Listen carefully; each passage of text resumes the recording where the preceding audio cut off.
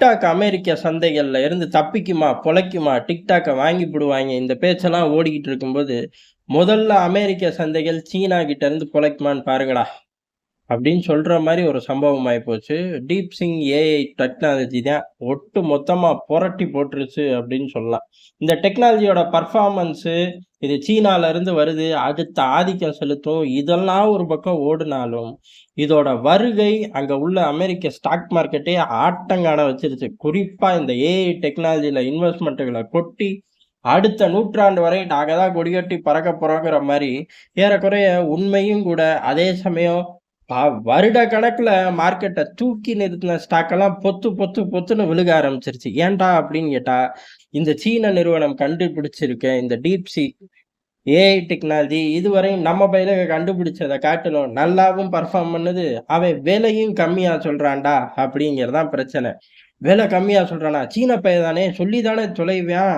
பயம், பதட்டம் ஏற்கனவே என்விடியால தாறுமாறா கொட்டிக்கிட்டே இருக்கும் பணத்த. இது லாபம் வருமா? வராதாங்கிற குழப்பம்லாம் ஏற்கனவே ஓடிக்கிட்டு இருந்துச்சு.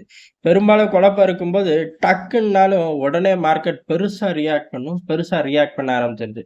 இந்த டெக்னாலஜி நல்லா பெர்ஃபார்ம் பண்ணுது அப்படிங்கிற அந்த ஒரு சர்டிஃபிகேட் பெரிய அளவு ஓட்டத்த காட்டிலும், இதோட தயாரிப்பு செலவு ரொம்ப கம்மி அப்படின்னு சீன பையன் சிரிக்கிறது தான் மார்க்கெட்ட சரிக்குது. மார்க்கெட் சரியறது தான் பெரிய அளவு பூகம்பத்தையே உருவாக்குது. ஆனா உண்மையிலேயே டீப்சீக் அவ்வளவு பெரிய தாக்கத்த உருவாக்கிருமா அப்படின்னு கேட்டா சத்தியமா தெரியல. ஆனா உருவாக்க விட்டுருவாய்ங்களா அப்படின்னு கேட்டா, அதுதான் இங்க சிக்கல்.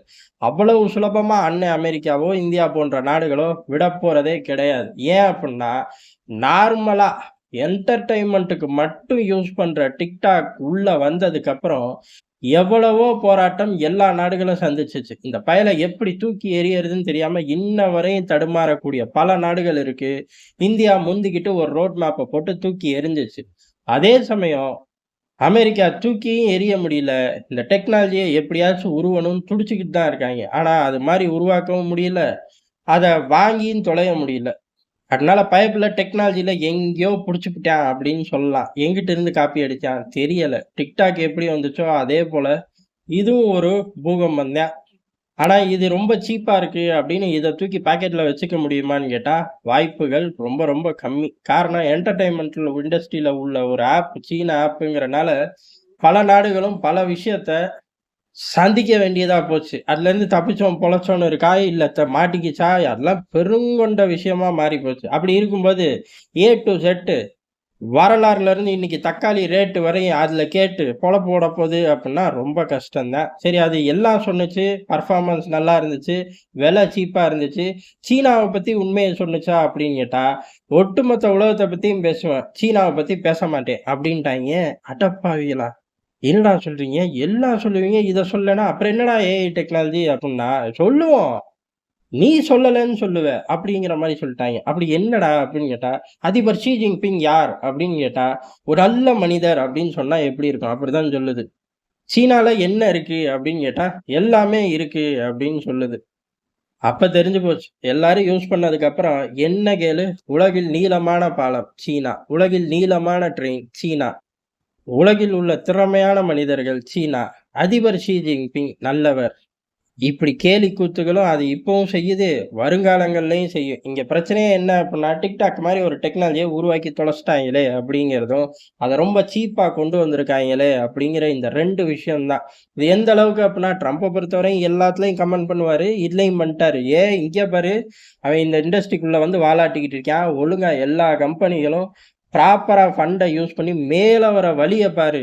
ஒவ்வொரு தடவையும் தடை போட்டு அவன்ட்டருந்து கம்பெனிய வாங்கி உன்ட்ட புடிங்கி குடுப்பாய்ங்க. கண்டுபிடிங்கடா அப்படின்னு மிரட்டாத குறையா மனுஷன் டென்ஷன் ஆயிட்டார். டிக்டாக்க வாங்கி போட்டா அடுத்த கட்ட வேலைய பார்க்கலாம் அப்படின்னு நினைச்சிட்டு இருந்தவர்ட்ட, டிக்டாக் இருக்கட்டும், இந்தா டீப்சி அப்படின்னு கையில குடுத்தா, அந்த ஆள் டென்ஷன் ஆக மாட்டான்? ஒட்டுமொத்த உலகத்தையும் விலைக்கோ, இல்ல சண்டை போட்டு புடிக்கவோ துடிச்சுக்கிட்டு இருக்கிற ஆள்ட்ட, அதெல்லாம் அடுத்து ஒட்டுமொத்த உலகம் உள்ளங்கைக்குள்ள வந்துருச்சுன்னு பேசி 50 வருஷமாச்சு. இல்ல அது நுனி விரலுக்குள்ள வந்துருச்சுன்னு இந்த 2, 3 வருஷம் பேசி எல்லாரும் டயர்ட் ஆயிட்டீங்க. உண்மையிலே அது ஏன் நுனி விரல்ல வந்துருச்சு? இத பத்தி கமெண்ட் பண்ணு அப்படிங்கிற மாரி சீனா சம்பவம் பண்ணா, எல்லாருக்கும் எரிச்சல் வரும். இந்த டெக்னாலஜி பெரிய விஷயமான்னு கேட்டா, பெரிய விஷயம் தான். ஆனா இது சீனா அப்படிங்கிறனால, தயாரிப்பு செலவு மிக மிக குறைவு அப்படின்னு சொன்னா, அப்படியே எடுத்து நம்பிக்க முடியாது. இது ஒரு விஷயம். ஆனா அவனுங்க இதுல சொல்றது என்ன அப்டின்னா, உலகம் பூரா எங்க மேல தடை விதிக்கிறீங்க. எல்லா சிப்பையும் முடக்குறீங்க. அதனால ரொம்ப ஈஸியா ரன் பண்ண நாங்க கண்டுபிடிச்சுட்டோம் பார்த்துக்க. அப்படிங்கிற மாரி தான் பேசுறார்கள். இது மார்க்கெட் அடி வாங்குற அளவுக்கு ஒவ்வொரு விஷயத்திலயும் அடி வாங்கும். எப்ப சுதாரிக்காம விட்டா. அதனால எல்லாரும் இறங்கி 4 நாள் தூக்கி தலையில வச்சு பாராட்டுற மாரி, அடுத்த 4 நாள் இறங்கி கால்ல வச்சு மிதிக்க ஆரம்பிப்பார்கள். அதுலருந்து சீனா தப்பிக்கிறானான்னு பார்ப்போம். அதுக்கப்புறம் மத்தத யோசிச்சுக்கலாம். நன்றி. வணக்கம்.